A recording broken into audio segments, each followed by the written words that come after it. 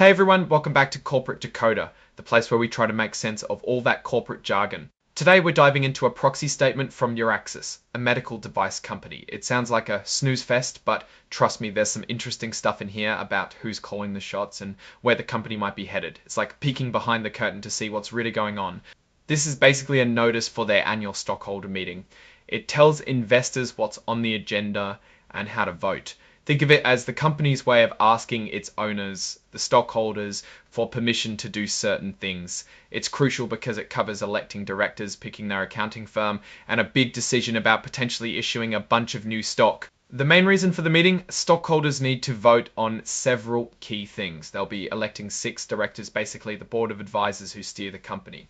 They also need to approve the company's choice of Rosenberg Rich Baker Berman PA as their accounting firm, the people who keep an eye on the books. Finally, and this is a big one, stockholders have to decide whether to approve a potential large issuance of common stock when some preferred stock is converted.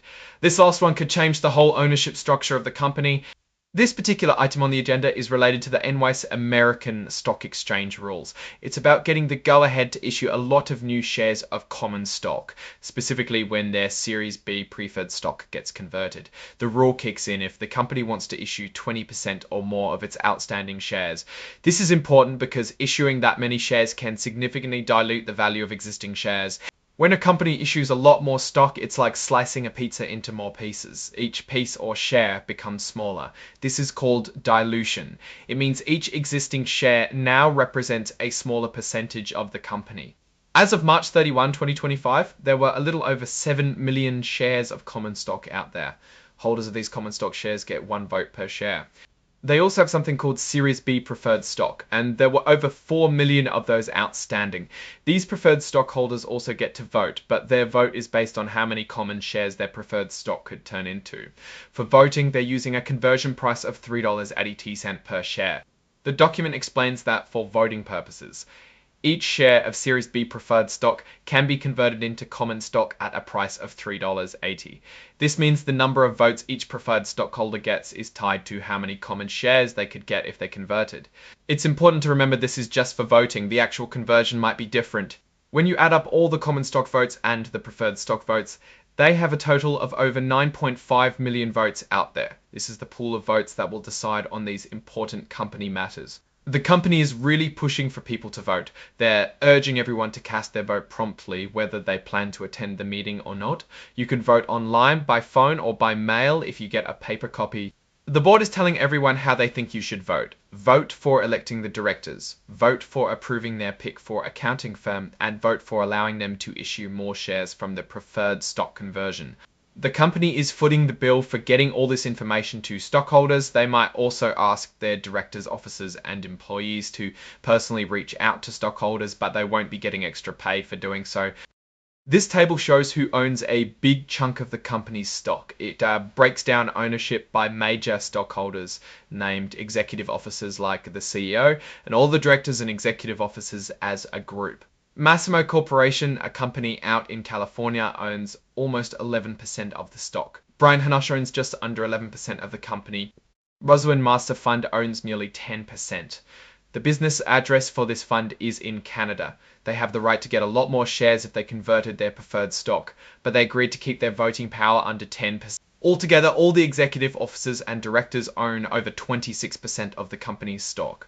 They hold a significant chunk of shares, so their decisions matter. Here's a bit about who they want on the board.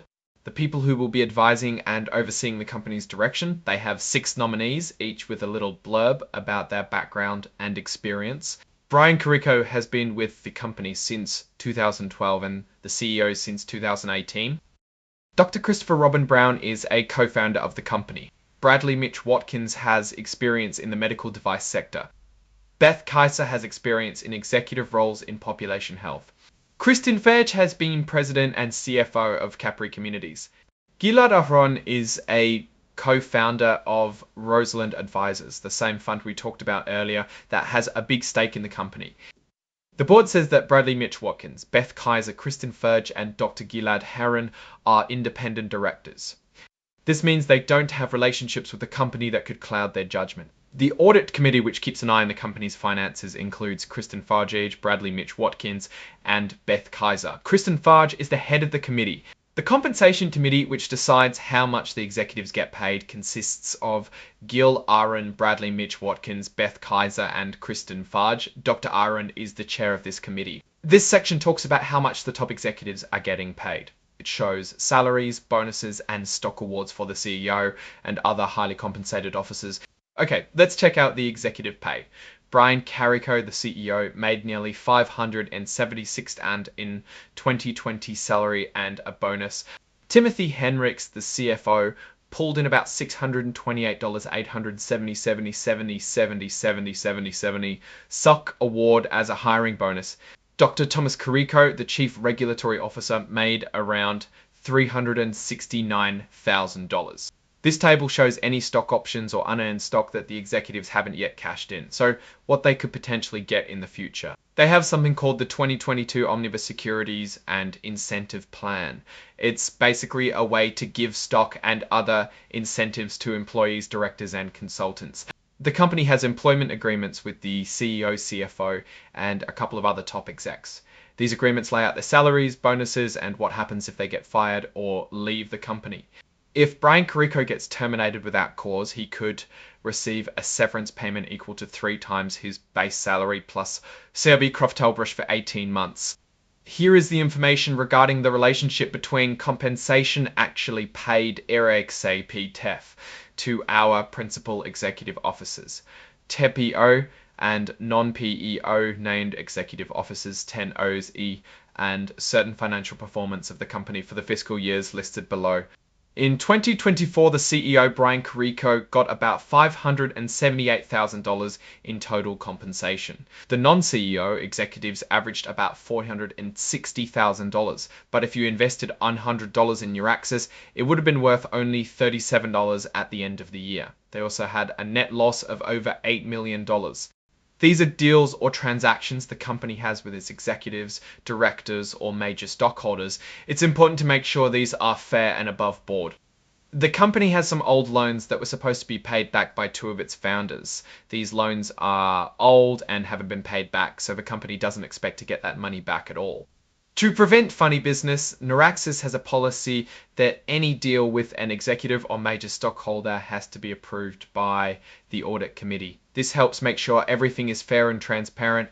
The company wants stockholders to approve their pick for independent auditor RRRBB. Even though they don't have to, they're doing it to be transparent. They paid RRBB about $881,000 for audit work in 2024. The big kahuna is this proposal for issuing more shares when the preferred stock gets converted. This could really shake things up for existing stockholders. The bad news is this could dilute existing shares, meaning everyone's ownership gets smaller. Finally, they want permission to delay the meeting if they don't get enough votes on these proposals. This would give them more time to convince stockholders to vote their way. Overall, Neuraxis is at a crossroads. It's asking its stockholders to trust its judgment on key decisions about the company's future. The issuance of new shares is particularly noteworthy. For me, this report paints a picture of a company at a critical juncture. On the one hand, you've got a clear plan for growth and a leadership team that's betting on that plan with their compensation tied to company performance. On the other hand, there are some red flags. The potential for dilution from the preferred stock conversion is real, and it could hurt existing stockholders. The reliance on executive agreements that offer hefty payouts also raises questions about incentives.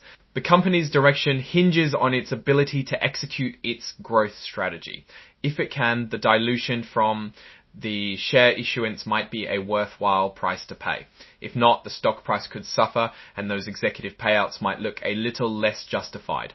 Ultimately, whether Neuraxis is a good bet depends on your risk tolerance and your belief in the company's vision. There's definitely potential here, but there's also plenty of uncertainty. Thanks for decoding with me. If you found this breakdown helpful, give us a thumbs up, drop a comment, and subscribe for more corporate deep dives. Until next time.